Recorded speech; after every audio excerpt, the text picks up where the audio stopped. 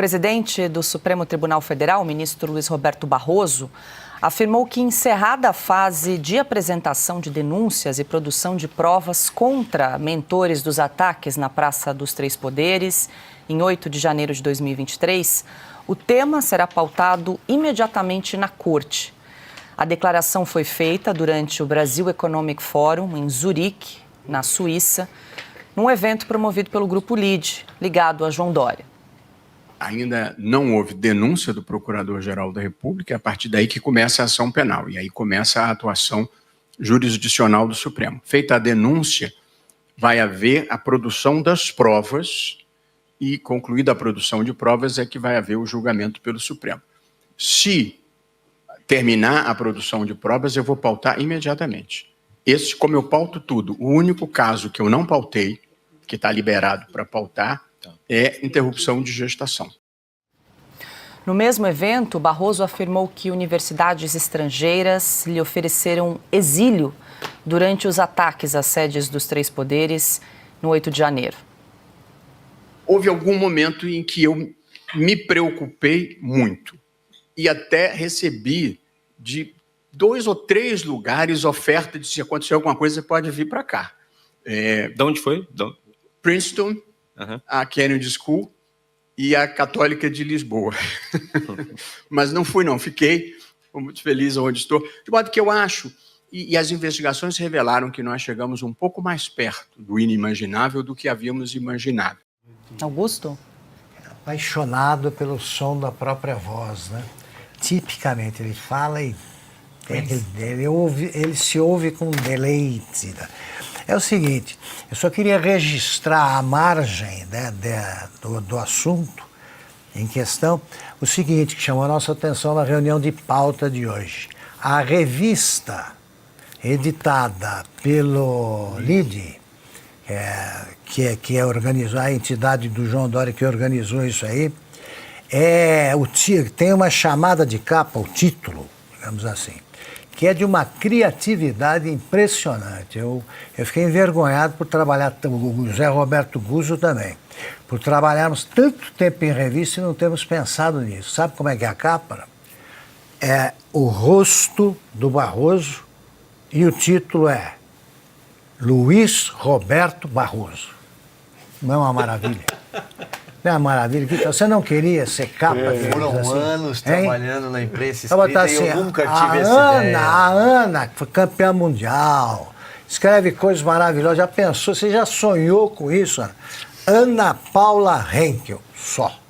E a foto. Ser famoso é isso aí.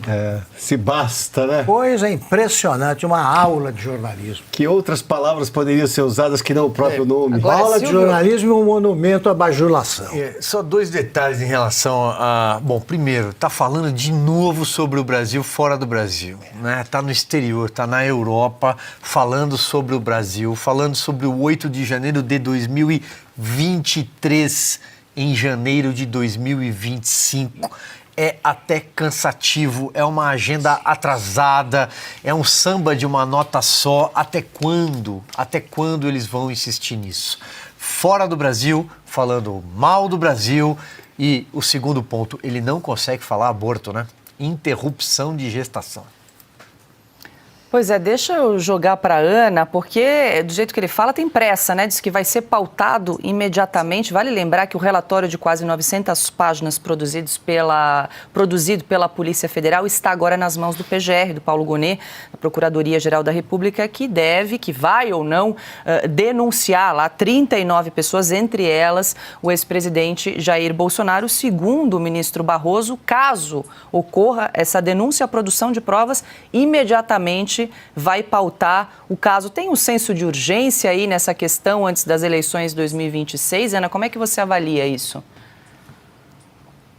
Tem um senso de urgência para eles, Paula, porque, primeiro, Augusto, eu também não conseguia tirar os olhos da tela, tamanho narcisismo, né? Como os americanos falam aqui, me, myself and I, eu mesmo. E olha, é impressionante como o ministro Barroso, ele vive em um pedestal, ele adora os holofotes, ele adora um microfone, ele adora capa de revista, ele adora o som da própria voz, como o Augusto muito bem colocou.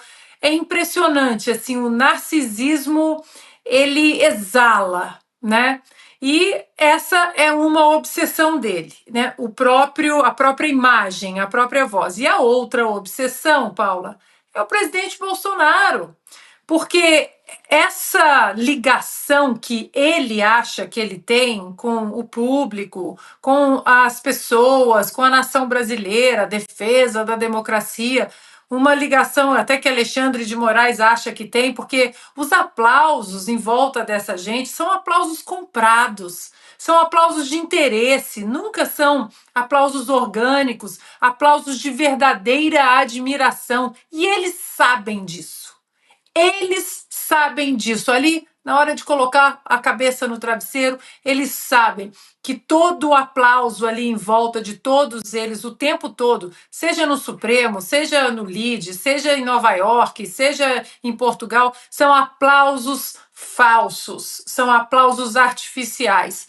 Então, essa outra obsessão é o presidente Bolsonaro, exatamente porque, no contexto todo do que o presidente Bolsonaro significa hoje para o Brasil, para a direita no Brasil, para o cenário político no Brasil, para o Congresso, para o povo, deve ser muito irritante, né? Você fala com a pompa toda, você coloca toda, né, as frases de efeito, as platitudes acadêmicas, e, no entanto, quem consegue sair de fato nas ruas e tem o abraço do povo é o presidente Bolsonaro. Então, é a obsessão, o narcisista, ele não apenas se ama o tempo inteiro, mas ele odeia quem chama mais atenção do que ele por motivos absolutamente naturais.